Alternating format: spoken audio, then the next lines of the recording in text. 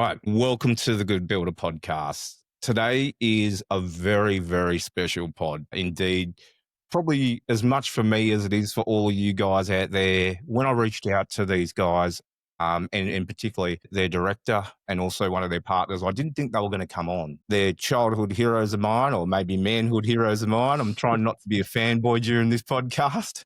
But if you ask me, they're some of the most gifted players, and I would say Australian icons. Like, they've represented it state, they've represented the country, they've won Dally M awards, they've won premierships. They're absolute monsters, and they've been through some things that I think show a bit of parallels to the construction industry.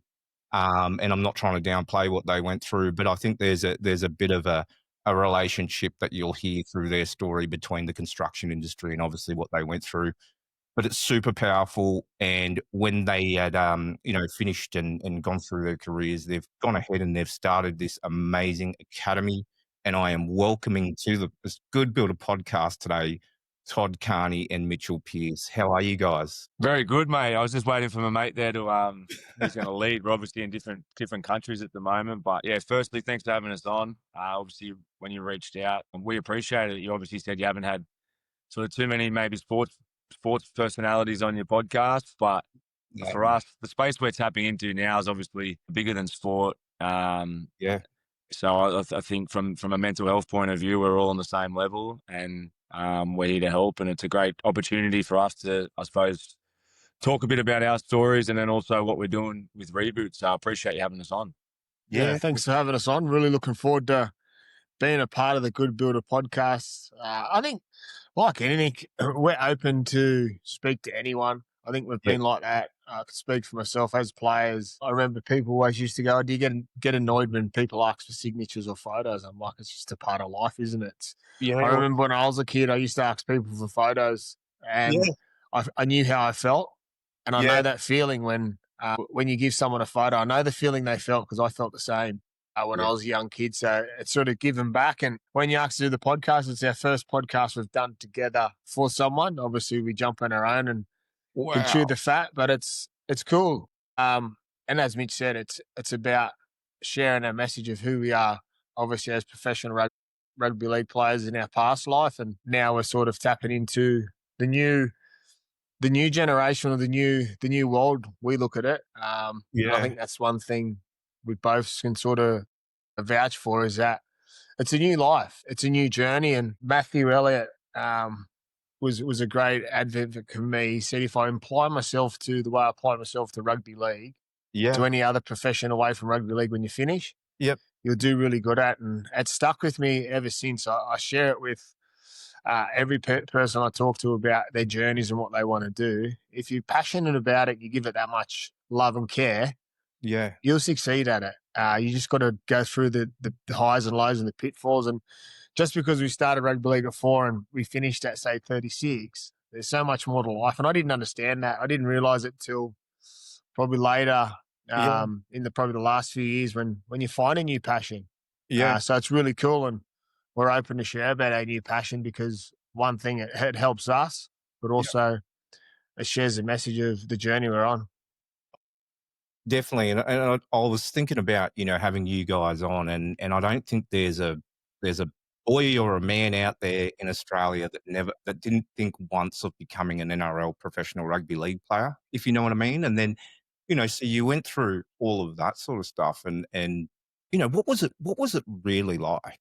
Like, take us back to the early days. How did it all sort of start, and what was it like being a professional rugby league player? Was it really hard? And I'm going to sound like a complete dickhead here, but I've got this little podcast here at the moment, and I went and played golf one day at a charity golf day, and someone came up to me and went, as from the Good Builder, can we get a photo?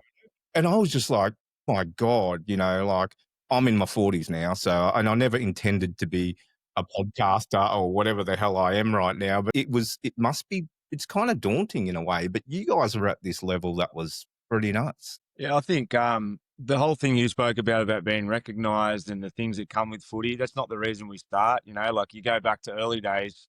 I suppose everyone has their different passions. For me, I fell in love with the game as soon as I can remember. Obviously, my father played footy. I grew up around rugby league, so I was always at games. So it was in my DNA.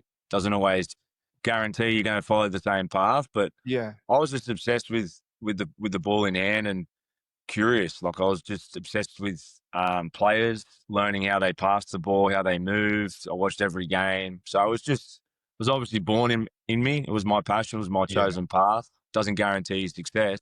But that curiosity and that love for it just made me work ethic easy. Like for me, footy was never a job or a chore. It was passion.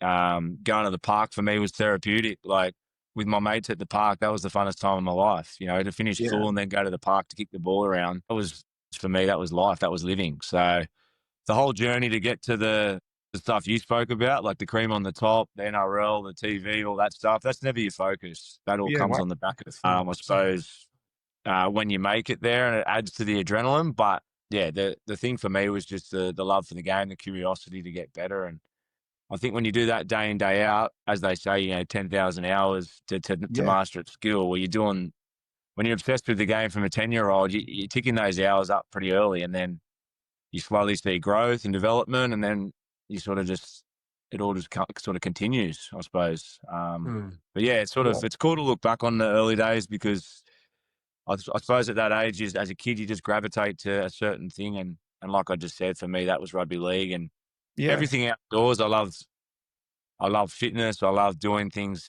outdoor with my mates. So that connection and then sport was what gave me happiness, I suppose. Yeah. And Todd, yourself, mate, was it a bit the same? Yeah, very the same. I fell in love with rugby league. The day I was born, my mum said that Dad was so happy because I've got two older sisters, and he knew that he had a footballer. Well, he was going to make a football out of me at some point. I fell in love with rugby league at a 4-year-old. I was watching the Raiders versus Penrith in a grand final. Yeah. I'd love to be able to find the video. I can't find it anymore, but I was sitting with my little cousin and I started grabbing on the back of the shoulder saying, I'm going to play for them one day. And wow. And it was so cool. And I talk to people about, you've got to have a dream. You've got to have a set goal. And it could be the craziest thing. Like my little fella's 5 years old. He wants to be Superman, but he doesn't believe that that's not real. Yeah. Like he thinks that he could be Superman one day because that's his dream. But then one day he'll realize, oh, maybe he wants to be a soccer player or a football player. I was the same. Yeah. I wanted to be all these different people. But from a 4-year-old, I just wanted to play for the Raiders. And I was lucky enough to do that. And for me, rugby league was because I loved it. And that's probably why when I did get in trouble or things went wrong with rugby league, as long as I had rugby league to fall back to. I remember vividly 2009, I spent a year in Cairns working in a pub, living in a pub, but I was playing rugby league, so I was okay. I only finished playing last year because I love rugby league. I love what it does to me. I love what it brings me. And the competitive edge will always be there. But for me, away from the competitive side, rugby league gives me a time to go into my own inner self, because for that 80 minutes or the time I train for 2 hours, the outside of whatever's going on, I could be having the worst day possible. The day I turn up to training and put my boots on and go out there for boys, I forget about it. Yes, that head noise comes back as soon as you get back in your car or get home. But when you're clear and life's good, rugby league still was way more important than other things for me. Yeah. Obviously, fast track forward, I've got a family now and different choices in life. Rugby league slowly starts to go back on the list. Yeah. It's still a passion.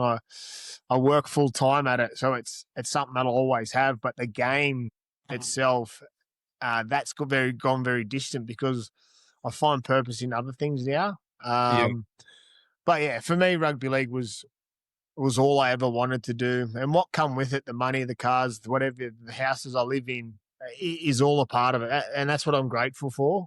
Yeah. But I think if I look back on it now, we're very privileged, so privileged, and that's the thing. It's a privilege to play the game, just at a local level, but to play it at the highest, that's one thing. Is very privileged and grateful to be as good as we were in some ways. And obviously, if we look at ourselves now, we sometimes say we probably could have been better, but that's life. That's life. You can't grab a crystal ball or fast forward or rewind life anymore. Yeah. I wish we would like to. And I guess that's things we talk about when we get into Reboot later. We try and share a message about, for people to understand, we've made so many mistakes, but we're still standing. We're we're still fighting the fight of what we want. Yep. And I think that's why it's cool when we jump on our podcast. We have an opinion from our own end. Yeah. We don't do research. We don't sit down and write a script of what we're going to talk about. We just talk raw and honestly because Yeah. I think that's the way we both are. And that's probably the way we both played a bit of footy and lived a little bit recklessly that put us in positions we did. But yeah, football for me, from I guess until I met my wife, had my boy, was everything. It's all I wanted to do, and that's all I cared about. I was very selfish. I just wanted to be around the boys and play footy. That's it. Yeah. Wow. Wow. And when I was talking about like kind of the fame side of thing, I know you guys didn't want to do it for that, but I guess what I was alluding to was also the pressure and expectation, like when you're playing at that level. Did you guys actually have any tools? Like, did anyone support you and give you tools to get through that sort of stuff? I mean, it must have been pretty difficult at times, coming to, you seem like two very, very normal down to earth blokes, and then you sprung into the spotlight.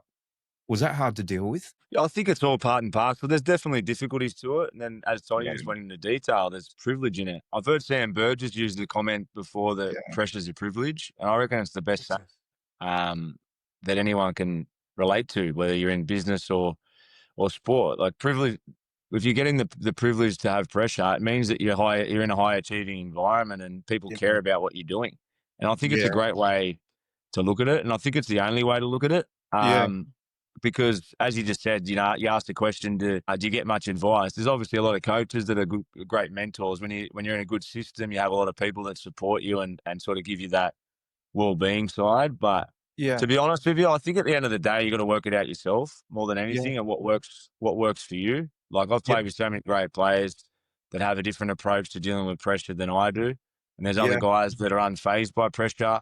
There's other guys that are more triggered and more emotional. It's a personality thing. And I think, and not just keep going to Reboot, but I suppose with all the lessons we've learned, we've probably put a program together that's all of that stuff that we feel works or a mindset that's effective for all types of people to deal with pressure and situations. And, I think there was periods in my career maybe where I was, maybe reading too many self-help books or going to yoga to get, find peace and that type of stuff. Or I think, as a 36-year-old now, I look back, I think the answers are within you and you got to trust you got to trust your own ways to deal with things. And we usually, I think, know what works for us. I think there's a lot of stuff that we go in and talk about probably later in the podcast as well around temptations and going to things to escape. And clearly that's usually the wrong thing to do to deal with pressure.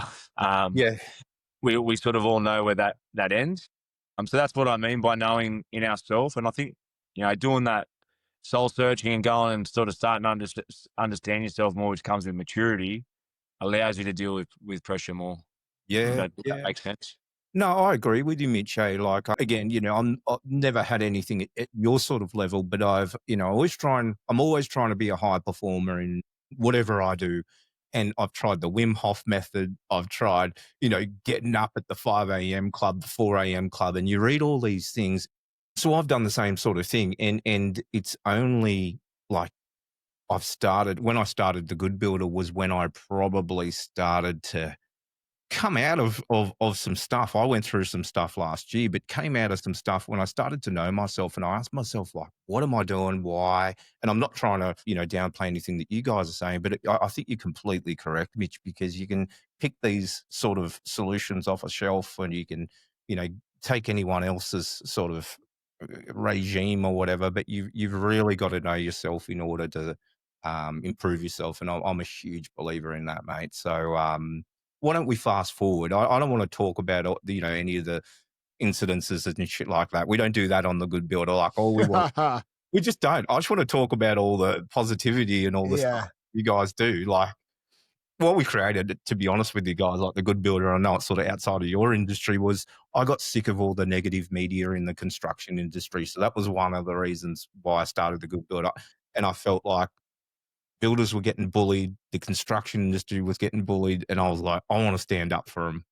And so all I want to talk about is positive stuff. So I want to fast forward through all that shit and get straight to because you guys are legends and I totally respect you. I want to fast forward to Reboot and we can mention all your awards and everything and all your premierships and stuff if you like. All of our audience kind of knows, they all are huge fans. When I put out the posts that we're interviewing you guys, everyone went nuts. But so Reboot's come around. Can you tell us a little bit about that? How did this Reboot Mindset Academy start? How did you guys get together beside playing footy all these years later? You go, Toddy.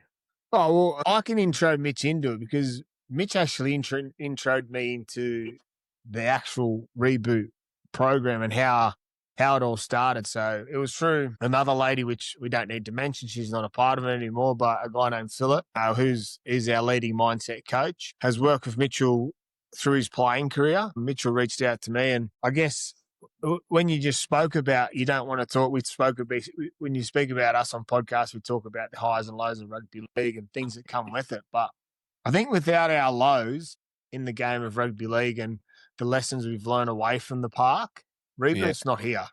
Yeah. Okay. And we probably started it because we've got some knowledge around setbacks, goal setting, high achievers. Yeah. And that's one thing we don't just focus on the negative when we talk about Reboot. We use the positive.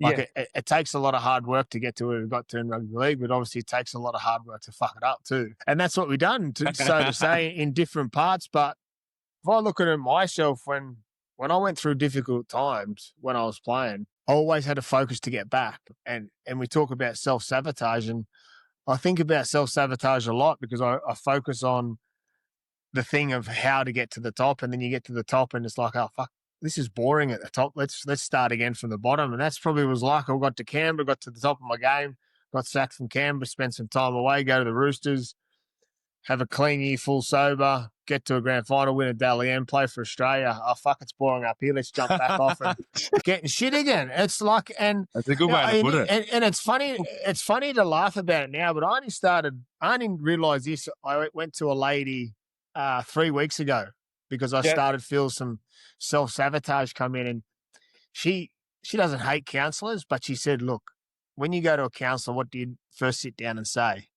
And the counsellor goes, oh, how you going? So you tell them how you're going. So you can lie to them. And she's a lady that I haven't said yes to it, but she's a lady. It's 24 sessions. She rewires your whole brain and thinking. So you go back to the early days. She gets you on a table and lays you down, and like she says you'll cry and all these different things will happen. And wow, it was pretty cool. She goes, I want you to go away and think about it, because you need to actually say yes and dive into it. You have to be pretty much surrender yourself to her spell. Yeah. But I spoke to her about an issue that I was having, and she said, do you have something important coming up? I said, I start a new job at the Titans, which was last Monday. And she goes, you know what it is? It's self-sabotage. You've got to the top of something and you're like, oh, fuck, this isn't real cool up here. Let's fight your way out of it and start again from something. And she said, then that's an issue in yourself, because you like that feeling of the chase of getting back. And but yeah, so Reboot in itself, the struggle, I like the struggle in some way, because if life gets boring and easy, and I'm not saying it's easy, but I need some temptation and excitement to so it's like, oh, well, let's fall off a cliff and see how you sink or swim mentality. And that's chasing self-validation or validation from others, which was probably something that I always had from my dad, that I was always chasing a pat on the back going, good game and something, which he didn't really do, because that's how he was. Yeah. Great father, but just he wanted me to continue to have more. Yeah. So he didn't give me that. So you learn so much. And so, but sorry, I just got off track. But yeah, so Reboot, obviously Mitch introduced me to, and we spent hours and hours in Sydney. I was flying back and forth, and Philip, who's, like I said, is the head mindset coach. And myself and Mitchell come up with the word Reboot.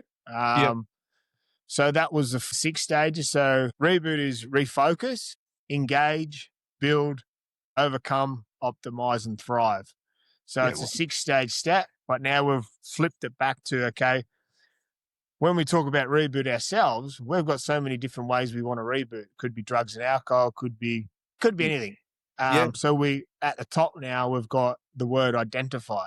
So identify what my problem is, what Mitchell's problem is, and what your problem is. Everyone's got a different problem that they want to actually dive into the reboot program. So we identify the problem, we refocus, we engage, we build, we overcome, and by the end of it, hopefully we're thriving on it.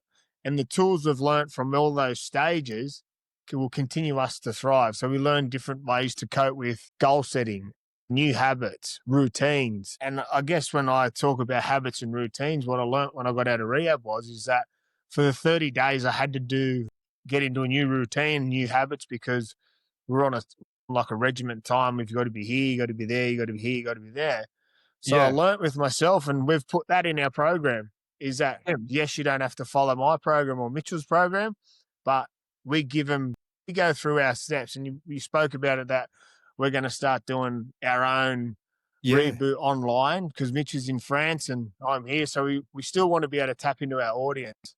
And that's the things we'll teach of what our routines and habits are, and things we strive off, because that's what works for us. And it might not work for someone else, but we go through the whole program in what we would say, share it to the group, and then they go through and work it out in their own way. And then we try and do that with like-minded people too. Obviously, when Philip's in the room and our other mindset coaches or counselors are there, they go into the terms of the all different weird terms, and I blank off. But when we talk about it, we talk about real life stories and try and tap into it. But yeah, that's Reboot for us. It's been a passion project for, what was it now, Mitch? Probably a bit over 12 months. And then, as you said, our director, and she's pretty much our PA, our mum, our grandma, our nan.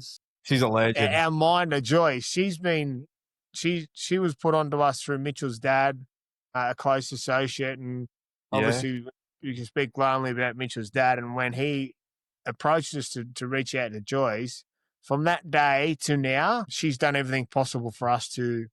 Now we've got a non-for-profit charity where we've got so many things coming on the back of her hard work, because she understands we're busy. Mitchell's overseas. I'm here on the Gold Coast. So she's just dotting all the I's and crossing the T's and building us a team. We've got a board of seven people now, really high achievers themselves in their own industry. We've got an accountant, we've got a guy from the mining sector, a lady from his mining sector, so many different walks of life, which is cool for me and Mitch, because we're very like this. So we jump into a board meeting, we're like, oh, how you going, blah, blah, blah. What'd you do on the weekend? Stuff like that. And they're going, oh, hold up a minute, he's in a board meeting. Hey, settle down. This is our board. We're the kings of the board for once. I love it. Yeah. No, I think that's why you guys are so relatable too. You know what I mean? Like with especially, that's why I approached you guys with the construction sector, because this is what the industry loves. Just, beyond the crazy stuff you guys have achieved in your life. And I feel so comfortable talking to you. And as I said before we started this podcast, I was shitting myself for the last 2 days. But it's just, you're so relatable, and you just, so honest with your stories, Todd. Like, I wasn't going to, ask about some of the stuff, but you're so open with how it comes. And it's really interesting what you said about self-sabotage. I see a lot of that in our industry, and I don't know whether it's I don't know where it comes from. I think I've got a little bit myself. My wife always says you got a little bit in yourself. You always try and make things hard or start something and create a new challenge. You get sick of things really easily. Yeah, the boredom of obviously just the day-to-day life becomes boring, I reckon. And it's hard to say that, because I've got kids and stuff like that, and I really enjoy my work. But I remember one morning, this is a story about mine and Mitch on our journey of sobriety. One day he messaged me and he goes, fuck, I'm in a shit mood. Sorry, can I swear? Yeah, go for it. Yeah, he goes, fuck, I'm in a shit mood. And I said, I'm the same. So I said, let's chat this afternoon. So we chatted about it, got it all out. Next morning I messaged him, how you feeling today, bro? So good. I'm feeling good, because we got on and spoke about it. We would never, ever in our lives, like we've been mates for 15 years, never would I have messaged Mitch and say, how you going, bros? And he goes, oh, I'm feeling shit. Would I ring him and go, let's talk about it? Yeah. But now we can. and everything kind of, he told me why he was feeling shit. I told him why I was feeling shit. Yeah. And really it was nothing. It was just us probably In your own head? in ourselves a little bit. Yeah. And we got through it and had a laugh. And the next day it was all sort of dead and buried. I think the Yeah. big thing, as just to jump off what Toddy's saying, he spoke about the sabotage stuff. Like for me, I Yeah. do a bit of myself. Sometimes for me, yeah, it's what sabotage. For me, sometimes I get it lately, and it's good hearing Toddy open up there. We haven't had a chat over the last week or so. I'm keen to hear a bit more about that. But for me, I've been the same. Like lately, whenever I'm taking on a new challenge, for me, my sabotage is usually around whether I deserve it or a self-worth thing. And you might laugh about that because you've had different sort of successes, but I'm sure a lot of these guys that listen to the podcast can relate to that. And it's not a poor me mentality. Oh, I don't deserve it. It's all this subconscious stuff that's in our heads that sometimes holds us back without realizing it. And I think part of the reboot stuff, and Toddy just spoke about connection with mates, speaking about the truth. Part of Reboot, we've obviously got the program, but the big thing for us with the online Zooms, eventually doing retreats, and even just conversations with you, like men relate to community, and when you got a group of brothers all speaking about the same thing, you know, I feel like that's the most powerful form of growth, more than any counselor, more than any self-help book, any of that stuff. Yeah. Any growth or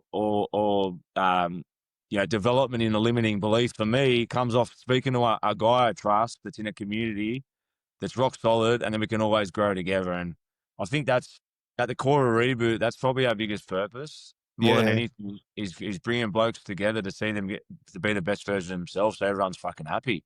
And that might seem really, really simple, but that's the sort of guys me and Toddy are. And I think we're feeling grateful. And Toddy spoke about Joyce. You know, having someone like Joyce lead us through rat bags is like gold for us. You know, obviously we've got plenty of ideas in our heads, and we've bounced off ideas with each other about how we can use our story and the changes we've made to now be, you know, productive. And obviously with the help of the team and Joyce especially, we're able to now set up these type of environments, whether it's retreats, the online Zooms, to just speak real, man, at the end of the day. And I think that's, for me, my biggest lessons. And I'll go back to it. I know Toddy just opened himself up. I'll listen to Toddy just then, I'll learn something, you know, and hopefully me speaking about not deserving something, it's sometimes not deserving or having self-worth issues still, you know, after having a long career. Hopefully guys can relate to that, and it gives them that little spark to grow. And I suppose at the core of all of the stuff we're trying to create, that's what it's about, is about, you know, blokes connecting together and getting better. Yeah. You know, one thing I heard about, not so much heard about, I get approached about so much since we've started Reboot. When we first started, like, obviously we weren't over the whole program itself. So, like, we obviously knew what the word meant by Reboot and knew the stages of it. So when we first started, Philip was sort of taking on one-on-one clients. So, like, he would take them through the 7 stages of the program.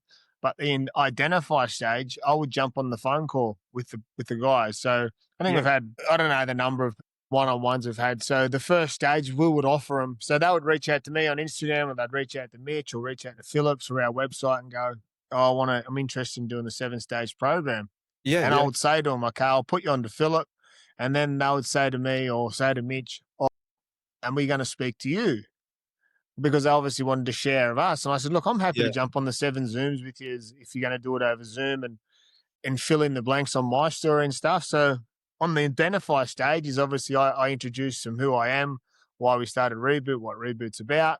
And then they go through their identify stage, and just that little bit of connection and having someone to obviously listen to their story. And then I would say to them, look, if you want me to go into the next 6 stages with you, I can.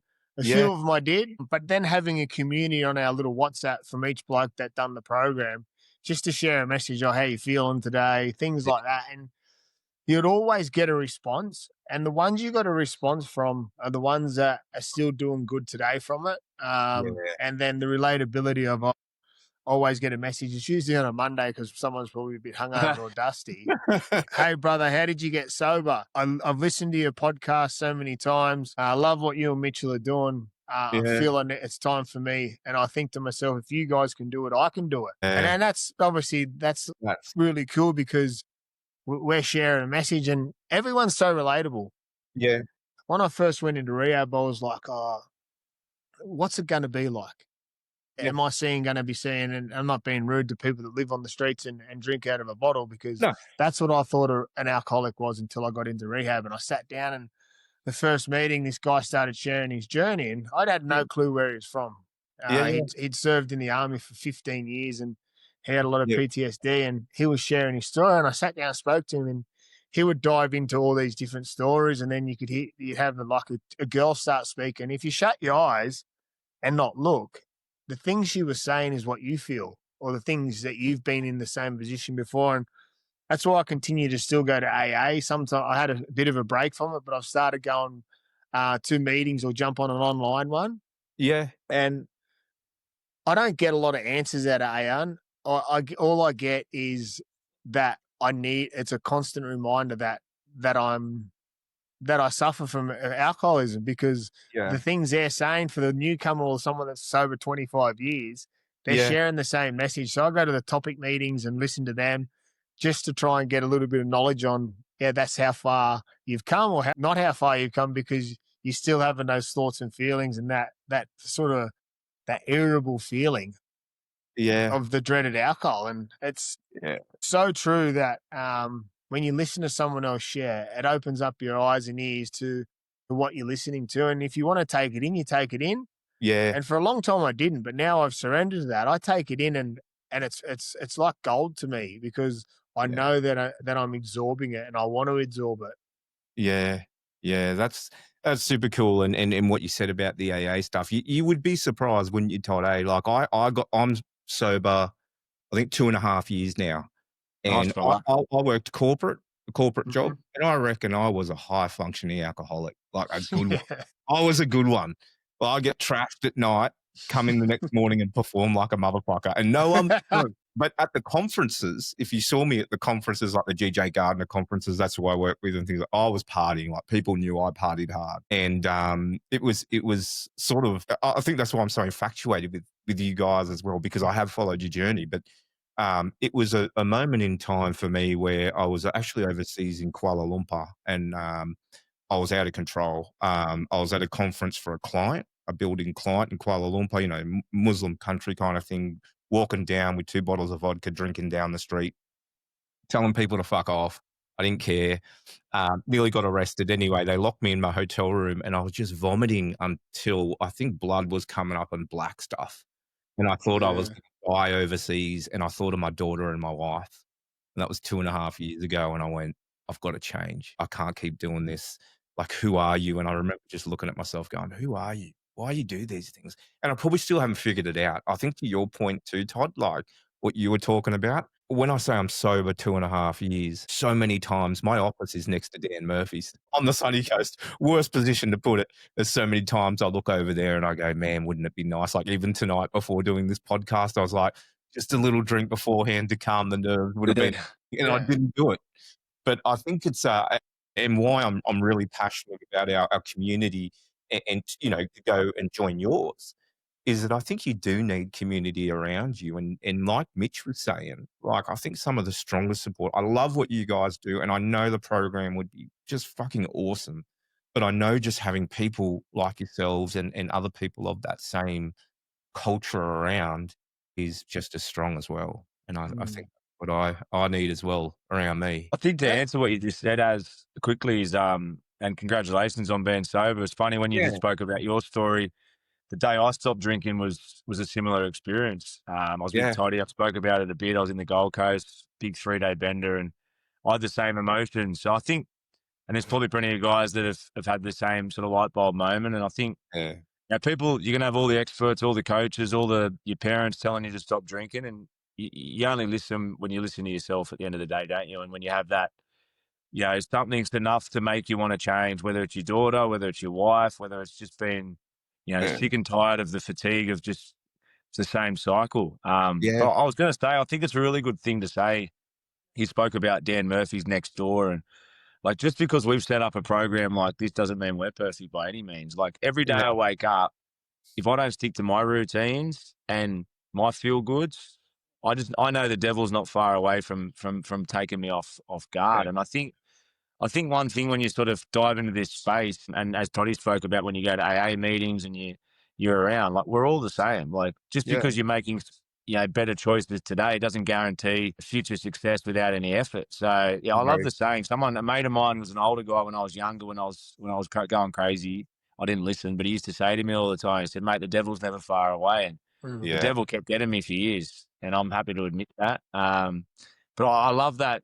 I love having that fear, because for me, being aware of that keeps me true to what my routines are, my feel goods, whether it's prayer, meditation, good food, sleep, hanging Yeah. around the right people. Like, it's a consistent challenge, and that's life. Like, the way we create success in football, or the way you would have created it in in business world, it takes effort and grind and routine, and staying on track and creating a good life for me is exactly the same process. And Yeah. Toddy went into detail about the steps in Reboot. A lot of that is setting up discipline and habits and a structure to live a healthier life.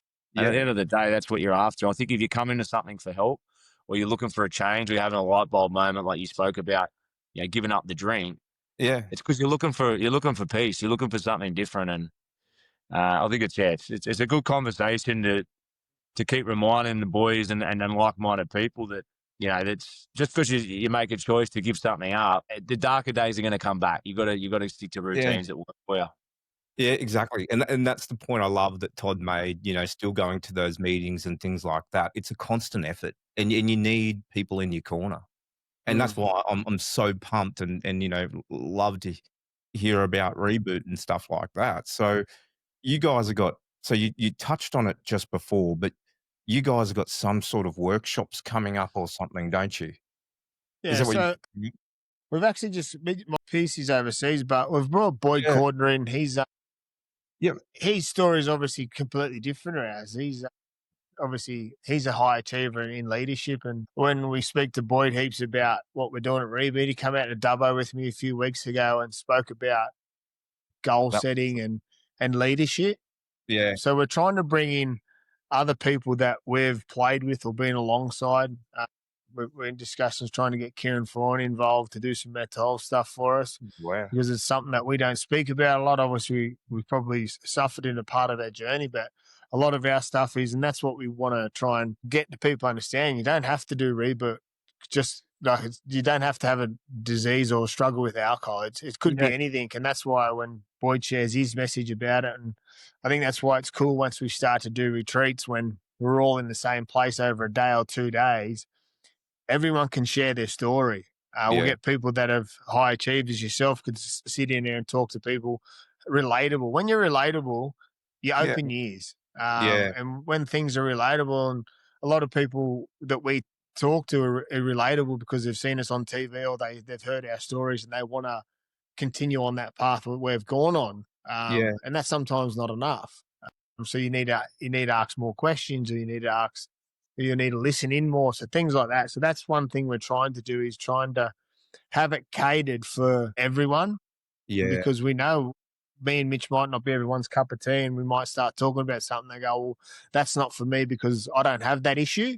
Yeah. So that's one message we try and share, is that we put it to yourself. So that's the good part of the identify stages. Then you can share with us what the issue is you want to try and, or as Mitch said, Reboot's about living a better life. Yeah. It's about setting yourself up for a better life. And we believe if you stick to those routines and habits and start to build the base around that from what you learn in rehab, you'll have a better life in your chosen profession and the things you do.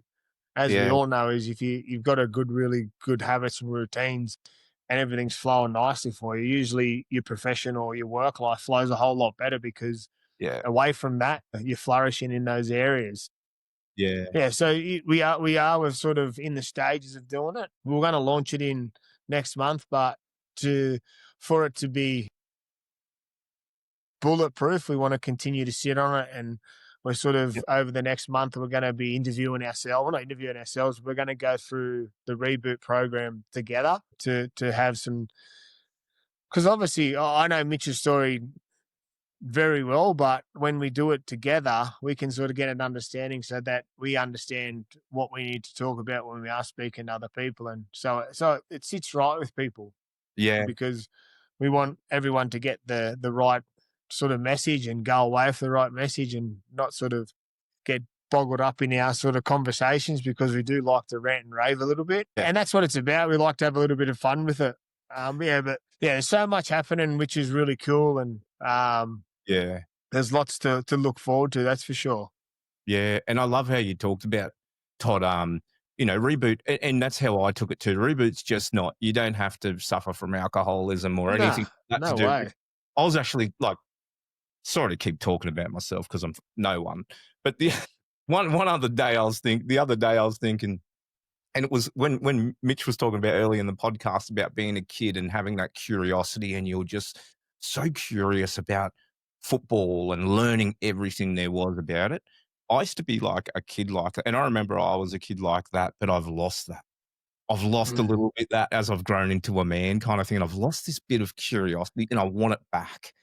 And I think I was thinking about Reboot again, like a program like that could help you get back to that old person you used to be, get that fire back in your belly or whatever it was. It doesn't necessarily have to be about, the drugs and the alcohol and stuff like that. I think there's a whole heap of application, as you said, for Reboot. Well, the curiosity of everything, isn't it? Like for me, I challenge myself now with diet, training, different sort of methods of madness, I call it. Like I say to myself, I'm going to go do something, and I'm halfway through it. I'm like, why did I say I would do that? Well, what's challenging me to do? And it goes back to that boredom, or I've got to chase an extreme for me to get that validation I've done something really well. When my wife says to me sometimes, you don't have to be so strict with your diet sometimes. Like if I say I'm starting a diet tomorrow, I'm strict as, and I won't eat a chip or a lolly or do whatever. And she's like, that's just stupid. You're punishing yourself. And I walk away and go, maybe I am, but I'm not going to listen to you because I've set this goal for myself. So I'm going to do it and set it. And I guess that's probably the reason why we were so stubborn in some ways. And like I said, around football, I was very selfish. And I've lost that selfish side because I don't strive to be the best rugby league player anymore. Obviously, I've got other purposes that I want to be better at, and coaching, being a dad, and living the healthy lifestyle. And I think that's what Mitch speaks about, his routines. And if he doesn't stick to them, he can feel himself going off the beaten track, and you get unstuck when you start getting in the mud, and it's hard to get out. Yeah. Wow. Well, how do people now, like for all our listeners and that out there, how do they work with you guys now? So the workshops will be coming on a bit later on. If anyone wanted to get in touch with you, do they normally just jump into Instagram or things like that? How are you working with guys and girls? Well, we've got plenty of platforms to reach out, obviously, through our personal pages. Reboot, mindset.com.au. So you can reach out through those platforms, and there'll be a lot coming on our Reboot. Instagram will start sort of putting what's coming forward. Like obviously the 12 stages, the 12 week or the 6 week program myself and Mitchell are doing. We've got Philip, the guy we've spoken about a few times, who's our lead mindset coach. He takes one-on-ones, similar to what I spoke about. We'd be happy to jump in and do that. But over the next 12 months, obviously, like I said, Mitch is in France. We've got a really big event coming up in July next year. Yeah, cool. Care Factor, which is a really big night for us. And we're really thankful for Care Factor as using our charity to be a beneficiary of their night and their event, which is really cool. And hopefully over that time, we'll sort of show that we've got some workshops coming, like we spoke about. Retreats, which is I'm really cool about. And then getting into schools. The big one is schools and getting into community, sharing our story and being a part of it in the corporate world, the business world, the building world, the construction world. I've got a funny story about the construction world. I'll dabble into later before we jump off.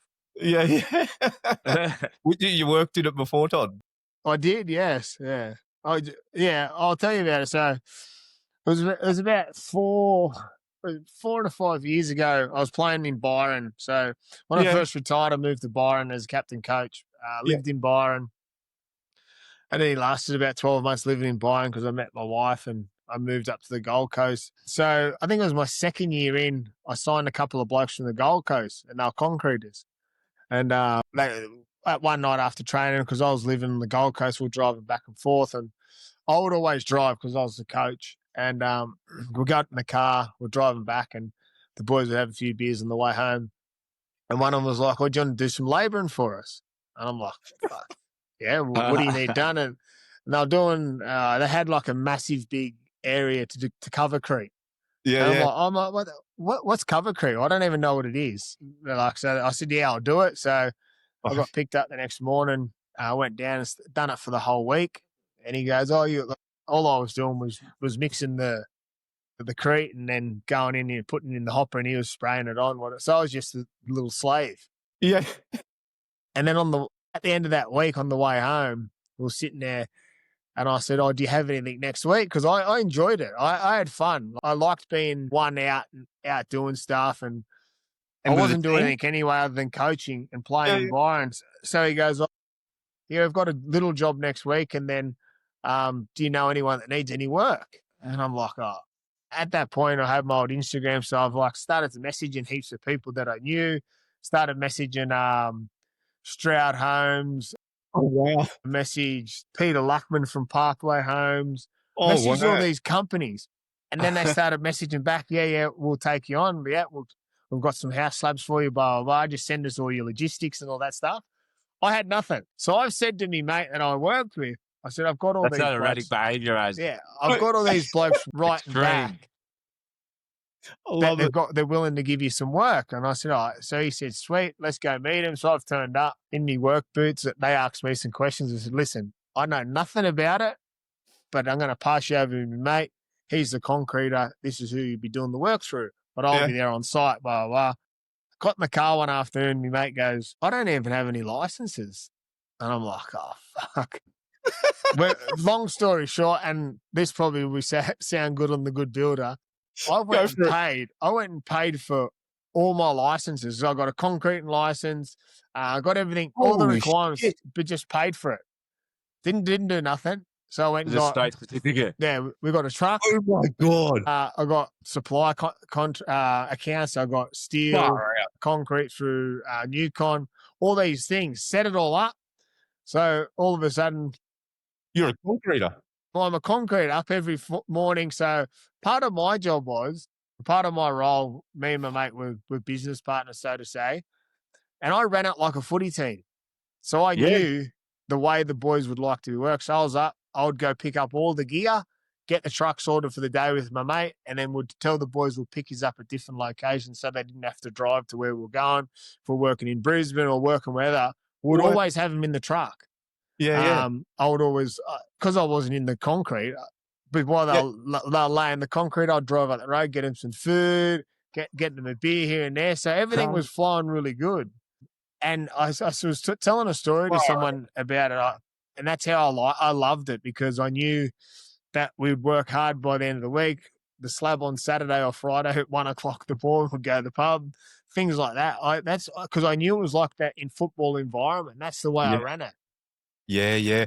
You know what? That's so funny, Todd, mate. We talk a lot on this podcast actually with a few like big corporate builders about and they're not like you guys, never played footy yet. They might have played park footy, but like they talk about if they could run their team like a sporting team all the time, but they don't know how to do it. And when you were talking about that, man, I was like, that would have been a fucking weapon of a business, or still is, the company, because it's gone now. It's gone now. What me, did you me, get? and my mate, me and my mate, he's still like, I still talk to him. He done a few wrong things, and I got out of it, bro. It was too hard for me, my head noise, and long story short, it didn't end real well. But like when I did end, I had a contract for, I think it was 120 slabs to go in to start. God damn. Yeah, I'm glad I didn't. I'm glad I did now. I'm glad I found out and got out early. But it's so true. I listened to, I don't know if you know the guys I was saying, Anthony and Saya Fianga. They played for the Wallabies, played for the Queensland Reds, played so many international games for Australia. Two twins they are. They own a company called Munya, traffic control company here on the Gold Coast. They've got pretty much the whole traffic control for the new light rail through thing. And I went and spoke to all their supervisors one morning. And at the end of it, I say is a guy from Queanbeyan, really good mates, and he says it himself. He goes, "How did what did he say? He said something. He goes, "How did a bloke from Queanbeyan run this big of a company?" And I said it to him when I spoke to all these supervisors. There's about 150 people in the room, so that's his supervisor. So that means he's got so over 400 staff. I said, "How do you do it, bro?" And he goes, "Me and Anthony run the whole organisation as if we're running it as a football club. Same thing." He goes, we work them hard, but we give them time. We plan like a preseason, and once the season starts working, we do it that way, and we treat them like they're our team. Same sort of thing. And I reckon there would be like so much to that, Todd. Like it's a lot of chatter on our podcast around that, but no one's sort of put it together. There's a gentleman we've had on before, and he said that you should be I think it was the Liverpool coach for soccer said, you should be a coach in the stands rather than an athlete on the field if you're leading a team. So you should be coaching from the stands, like running it like a football team. So there's a lot of chatter around the industry like that, but I don't think being able to do it. So that's what I was saying. That's what I was saying before about when we brought Boyd into our mix. When we're talking about on the plane home from Dubbo, myself and Joyce were talking. He goes, "Oh, where do I fit?" Yeah. And it's exactly that part you just said. Like, Boyd's one of the most successful young captains for the Roosters, Australia, World Cups, New South Wales. That's what he said. He goes, "I want to teach people how I ran the Roosters as a leader at a young kid." Yeah. Like he goes, that's my message. He goes, the tools I use to become the best leader on the field, at training, away from the field. And as you said, that's exactly the same. It'd be the same, obviously different ways, but the message he would give would put people in that really good position to lead that way. And it could be everyone's different leaders. You talk about, me and Mitch spoke about a few times the leaders have had as players. Paul Gallen was actions first. Yeah. And then you've got other leaders that are talk first, actions later.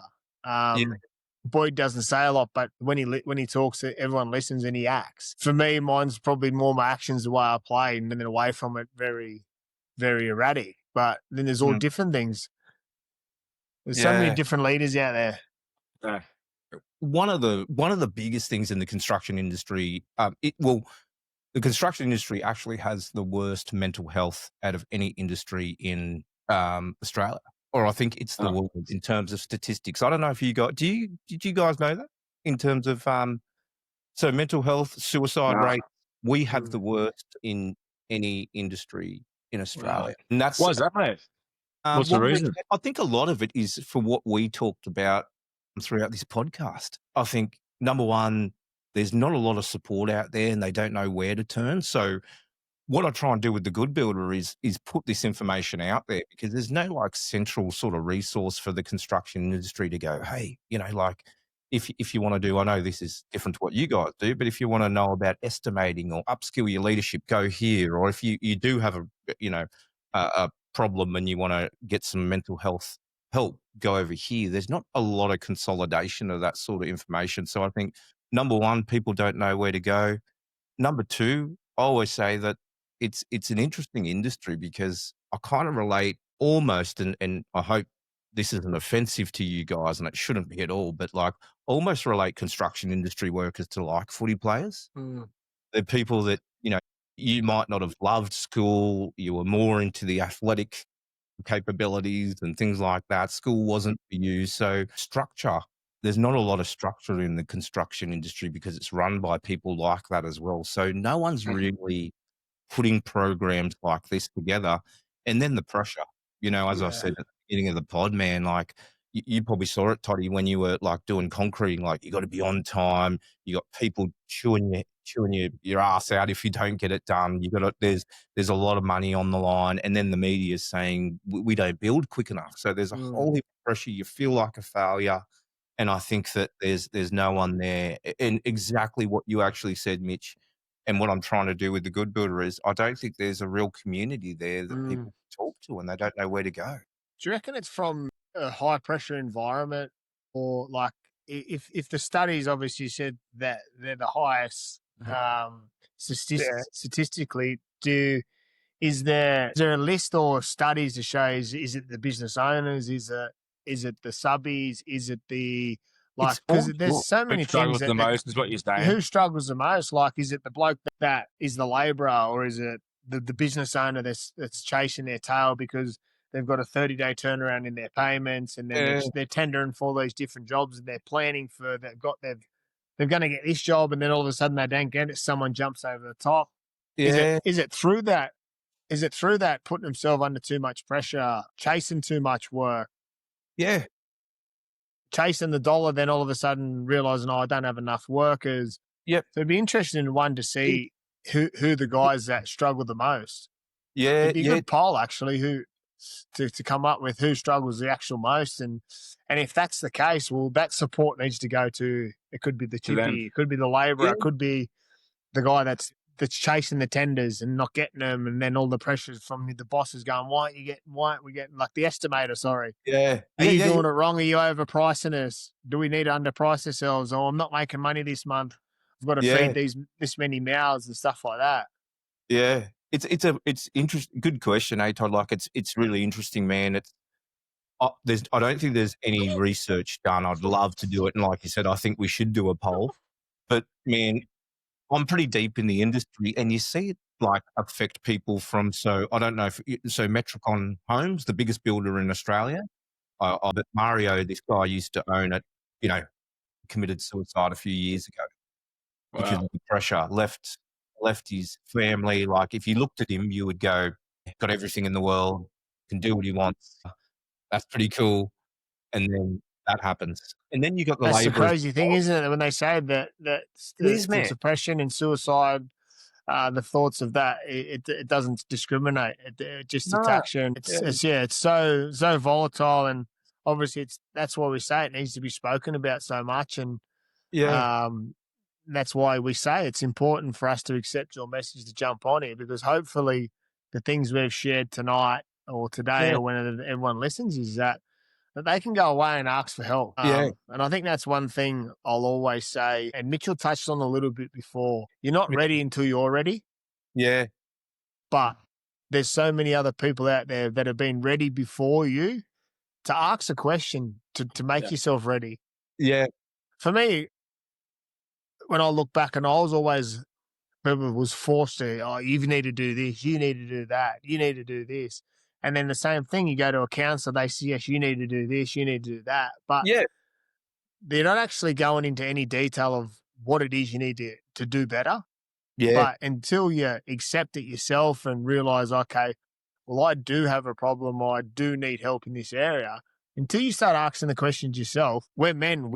If someone tells you to go do something, it's like, oh, what do you know? Like, why should I listen to you? I don't even know you. I don't know you from a bar of soap, so why am I going to take your advice to go do this, this, and this?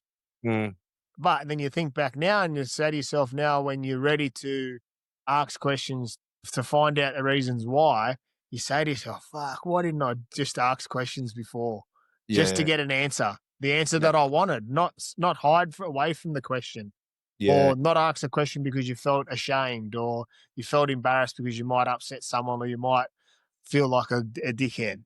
Yeah. Well, that's, at the end of the day, I'd rather feel like a dickhead than continue to be the person you were that you don't want to be, I guess. Yeah. I suppose off the back of Toddy there too, you spoke about the similarities with construction to footy, and the best teams that we've been in as a 13 team when I played, when we won the comp, like the biggest thing that's at the core of it is based on trust and respect. Yeah. And that allows you to be vulnerable. And I think,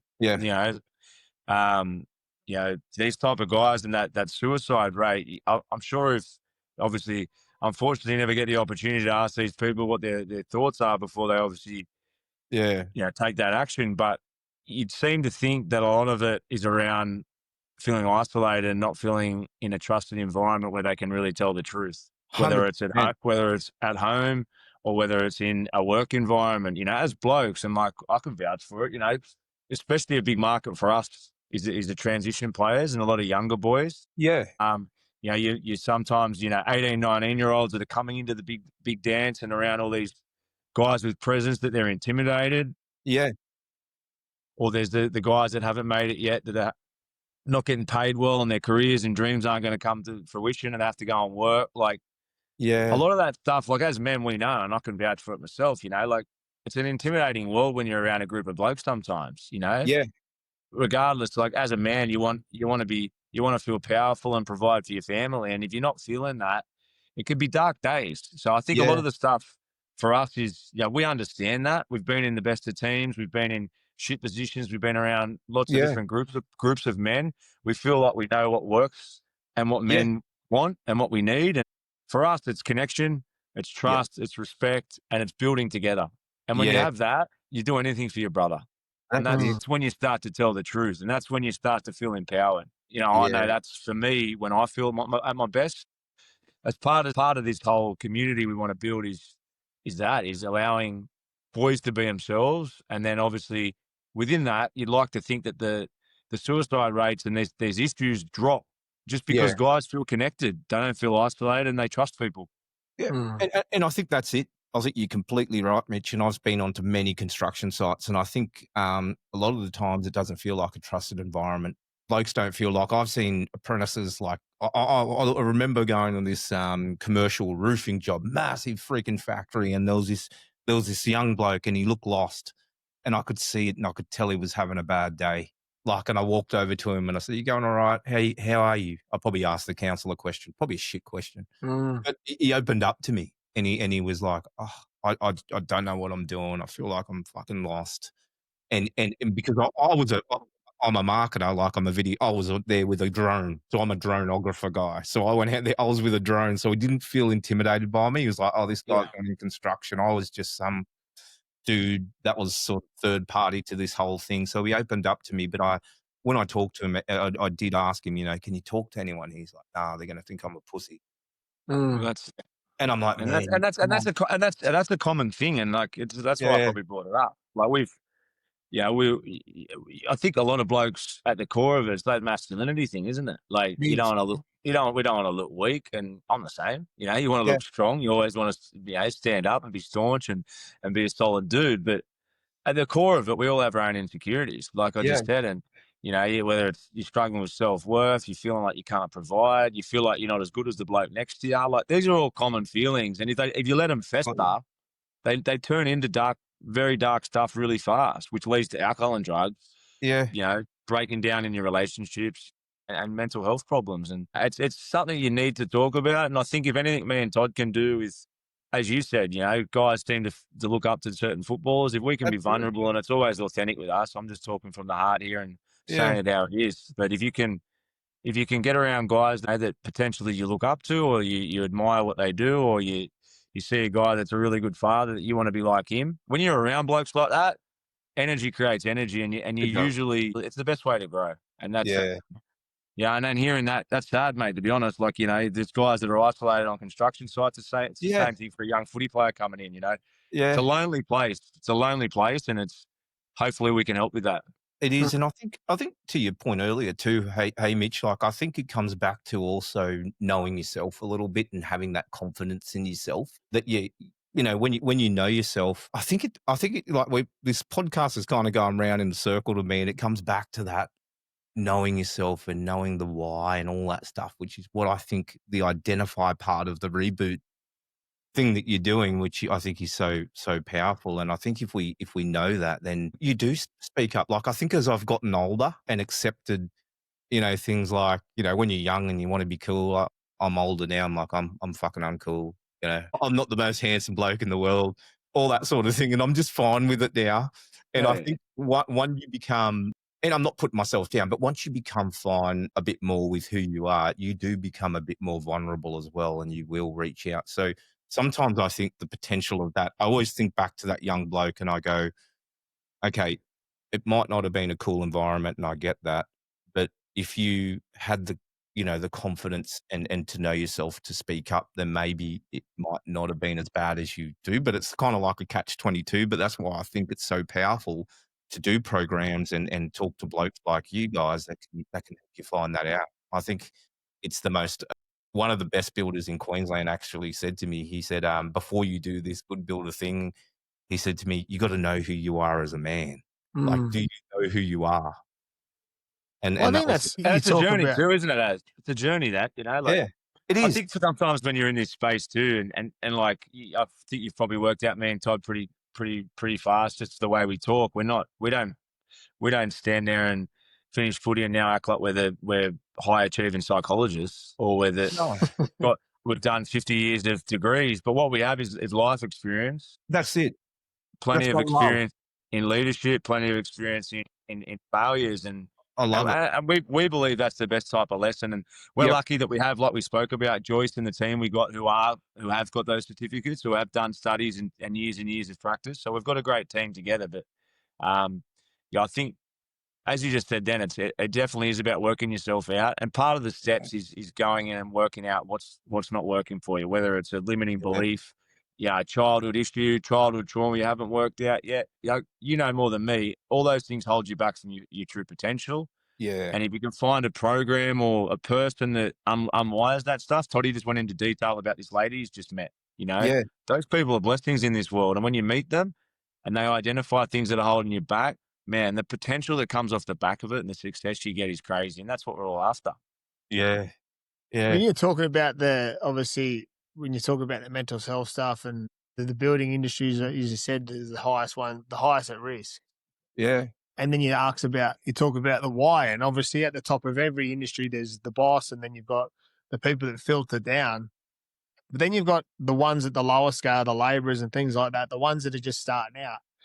And say if it's a 19-year-old kid and you ask him what his why is, his why is to survive. I've just finished school. My why is to get money, Yeah. to survive, to live in life today, live in the world we live in. So Yeah.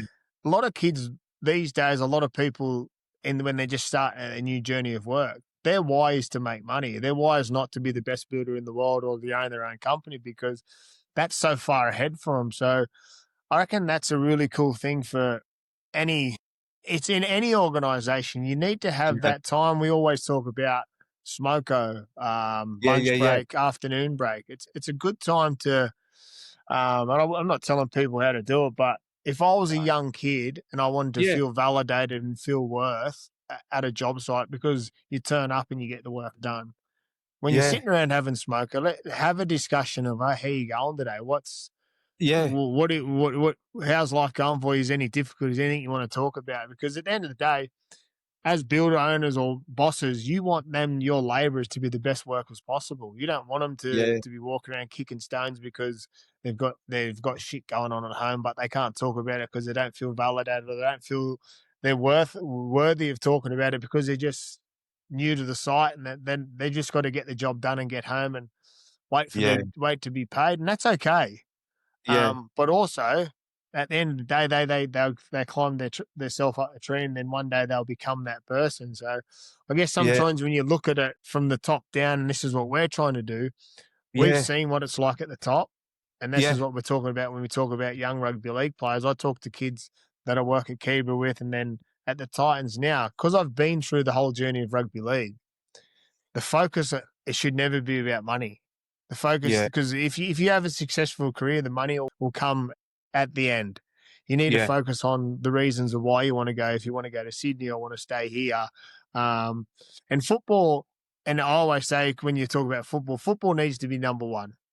Yeah. It Yeah. always has to be number one on the list, because all of a sudden, if it starts getting taken away from work, family, outside noise, girlfriends, things like that, if football becomes 4 or 5 on the list, it gets away really fast. So it needs to be the number one on the list, and you need to work out how that stays on the top of the list. And Yeah. then it comes down to like the reasons why you want to do it. I'm not saying that you can't not work. Everyone's got to work, but you just got to Yeah. focus on things and that's why it's cool around having discussions, asking them how they're going, just Yeah. so they feel that there's someone like connected and care for them to want to get better.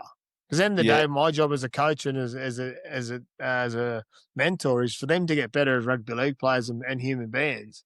And if they Yeah. can do that, I've done my job. But if they're worrying about all other things that's pulling them down and they're not getting good at rugby league, well, you need to work out how you can fix them in those areas too. It's not just what's Yeah. on the field or in the gym. It's away Yeah. from, and then they know if I look at that, like, hey, if it was a builder and my bloke's working for me, he wants to be like me because that's his passion, has been owning his own business one day. Well, you've need to then teach him not just to be a good builder, you've got to teach him to be a better bloke away from the job site, better bloke away from when he's at home, away on the Yeah. weekend.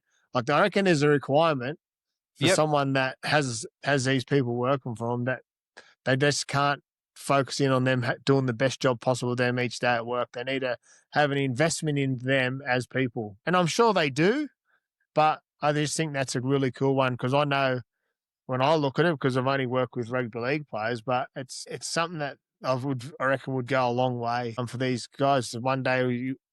Because if you're a builder and you want to, that's your profession and that's your passion. Well, you Yeah. want to be the best builder possible. How do you get to the top? Absolutely. Mate, Todd, everything you just said, mate, is exactly why I wanted you guys on here. They don't do that. Like a lot of the building businesses don't do that. And that's where I see, like, the sporting teams, and that's where they're making the correlation. I think sporting teams do it very well. Like, you're coaching guys to become the best versions of themselves always at their given professional sport. When you get into a building business or business in general, I find you just don't get that. Like, if business was treated like sport, and that's where I was like, when you were just talking, Todd, I was like, and you were saying, if the young kids got that, and they've got this, that's where you guys fill the gap really well. And I think it's very hard for a lot of business owners and particularly builders, because I know them very well, to do what you guys do, because they're not wired that way. They're wired to build things and craft things, not to build humans and to build, mindsets and things like that. And they haven't had the same experiences. And that's why I was so infatuated with you Plus, guys. they would have so much to juggle too. Like, and that's where we talk about that added pressure of juggling all these people, then juggling all the other jobs, and then trying to get all this, and then that pressure gets too much. And at the end of the day, and you said they could be the guy you just mentioned, that ended up taking his own life. Had the biggest empire around him in one. Obviously, everyone talks about success. It just shows that if it all gets too much for you, it can be taken away from you. From And the other thing, Todd, around that, and good point, man, like the other thing around that, when he died, it was devastating. But I was like, he was probably one of the guys you felt had everyone around him because he was the most successful, but he must have felt so lonely. So it's crazy. Where was the connection? Where was the stuff that you guys do? Where was the people like you guys supporting him in that? Like, that's where I find this stuff so important. And to have professionals with experience like you, I think it's the most important thing in life. Sometimes around when people before they take their own life, they usually write a letter to pass on to people reasons why. And then if they get stopped before it's going to take the action of taking their own life, and then people ask them about the letter, and there's like people say that they don't remember writing what they wanted for people to get across, or they don't want to talk about it. But that's the thing, like if you're writing that letter to give a message to someone, obviously, how do you give someone the strength to talk about it? Because if they may speak about it, it might stop them from going to do that. So that's it. And that's it. It starts with the conversation, and that's why there's obviously heaps of people that the Are You OK Day and things like that. They do a really good job of it, living things like they talk about men's mental health, but there still needs to be more. And I believe it too. Yeah. You see the social. I always see the social posts for Are You OK Day, like businesses chuck up Are You OK, and they think that's enough. And I'm like, fuck, man. Like, it's an everyday thing. It is, and it's, and as I said, it's the most important. I think it warrants conversation. It warrants connection. You just don't throw up a post and someone likes it and you think, oh, they're going to be okay. It's got to be genuine, doesn't it? And like you said, it's got to be part of the culture and that's it. Daily check-ins, but you can't fake it either, can you? Because, but mate, it's a great space, like Toddy just said. Like, that connection thing is something it's lacking in a lot of workplaces. Like, I don't know if it's lack of time management or they don't care enough. Like, you probably have more answers to me, but it's probably interesting when you get out of a footy environment, because in football you're very protected. You get a lot of, as Toddy said earlier, it's a privileged life. You get everything done for you. You've got caring people around the club. Everyone probably asks you too much, how you going? You get babysat a lot. The real world's not that nice, is it? No. And a lot of jobs and, going off mates and that have been in workplaces for years, like, it's a fickle place. And it must be a lonely world. It must be a really lonely world when you're not in that environment. And you'd think, though, like, to answer your question, you'd think from an outsider looking in, surely the place would you talk about money or being more successful. Surely they set this up properly, that the business will be more successful anyway. So what's Yeah. the reason for that? They just don't care, or I just don't think they don't know, Mitch. Like, I just don't. I don't know. There's just not enough focus on it. I think people don't know. Like, they just don't know how to do it. I don't think people have been through the same experience. I think you guys are in a very unique position beyond being absolute legends. Like, I think it's a blessing and a curse what you guys have been through, I think. And I think it's more of a blessing because you're able to pass on the learnings of being on the spotlight and having, going through really tumultuous and hard times and then coming out the other end. Like, I remember when social media come out and had friends that if anything was posted negative, it would break them. But you guys have just gone through it, come out better people. And I just don't think people know how to do it, Mitch. Probably my answer, mate.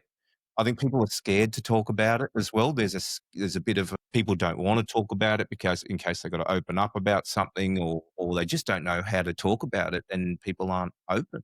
Like I talk openly on our podcast about all the challenges I have and people in the industry love it and said, "Oh, you're so raw and honest." But I don't know, I don't know if it's that same thing of protecting themselves and not trying to look stupid and not being vulnerable and what it is, but it's something that's certainly not practiced, Mitch, in the construction industry. And I see you guys could fill a massive gap. And as I said, I want to introduce you to all the guys that are part of the community because I think there's a big bunch of guys like Blue Scope we work with and stuff, and they'll be listening to this podcast that I want to put you in front of, and you'd greatly help some of their teams and their builders. And yeah, I think that's it, Mitch. I think there's obviously awareness because there's all those days, like you guys said, "Are you okay?" day and all that thing, but no one's actually doing anything about it and having a solution. And maybe it comes down to effort. Maybe it comes down to something like, what Todd talks about, that he gets bored and he needs a new challenge, so he's going to go rip this Yeah. up for a while. Maybe it just needs more blokes like you that are goers to make a go of this thing and actually piece it together. I don't know what it is. That's why when I could talk to you guys, I wanted to, was the first thing I wanted to do. let's hope so, mate. Let's hope we can have an impact. It's good to hear. It's good to hear that Yeah. there's obviously space there and Massive. opportunities. So we appreciate Massive. Well, opening it up for us.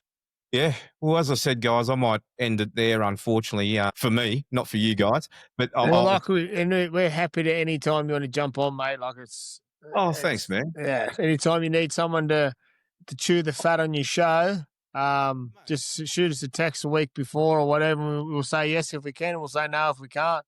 And if we can and it fits your schedule, we're happy to jump on and chew the fat. We love doing it. We probably don't do it enough.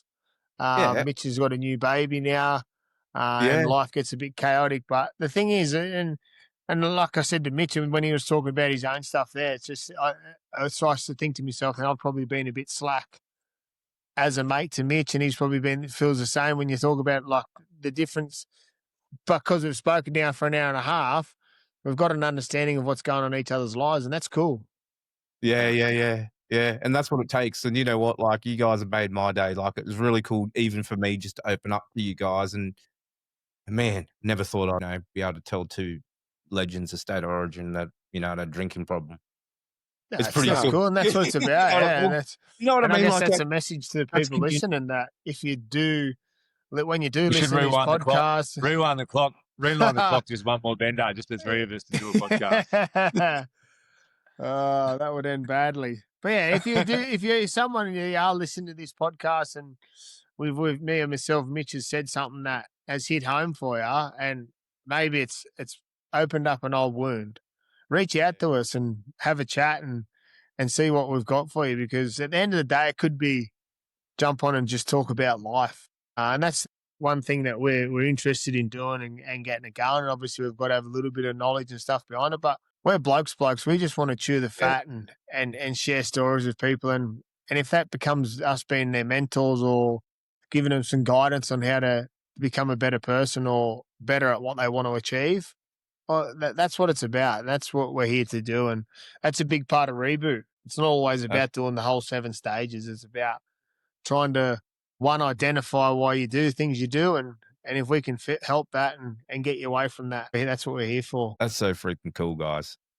Well, that's the podcast for tonight, for today, whenever you're listening. As Todd said before, mate, this was wild. I think it's one off the bucket list for me. Thank you so much, guys, and your offer. We'll put all the links and everything below. We'll pump this out and throw a few articles out there. All of our community out there, all you big builders, all you small builders, all the suppliers, put a few connections to these guys, to Joyce, and you can start some conversations, because I think there's a lot that you could improve in your businesses by having these two guys come along and chat to some of you guys. I think they'll lift a few spirits and we'll be a better industry for it. So thank you very much, Todd Carney and Mitch and Pearce. I cannot believe I just did that podcast. Thanks, brother. Appreciate your time. Boys.